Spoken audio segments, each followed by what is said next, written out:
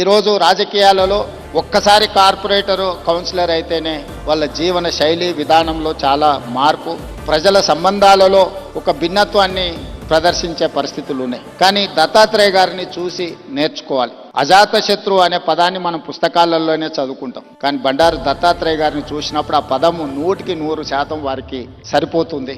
జాతీయ రాజకీయాలలో అటల్ బిహారీ వాజ్పేయి గారికి ఉన్న గౌరవం రాష్ట్ర స్థాయి రాజకీయాలలో బండారు దత్తాత్రేయ గారికి ఉంది అని చెప్పి మనం ఈరోజు గుర్తు చేసుకోవచ్చు.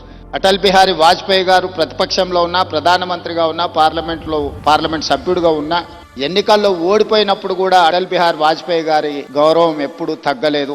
పదవులతో వారి గౌరవం పెరగడం, పదవి లేకపోతే వారి గౌరవం తగ్గడం ఏమాత్రం లేదు అని అటల్ బిహారీ వాజ్పేయి గారిని మనం ఏ విధంగా అయితే అనుకుంటామో అదే విధమైన పోలిక పెద్దలు బండారు దత్తాత్రేయ గారికి ఉన్నది. వారు పార్లమెంట్ సభ్యుడిగా ఉన్నా లేకపోయినా, కేంద్ర మంత్రిగా ఉన్నా లేకపోయినా, గవర్నర్గా ఉన్నా లేకపోయినా, ఈ తెలంగాణ రాష్ట్రంలో ముఖ్యంగా ఈ జంట నగరాలలో బండారు దత్తాత్రేయ గారిని గౌరవించని రాజకీయ నాయకుడే లేడు. ఏ పార్టీ అయినా అయి ఉండొచ్చు.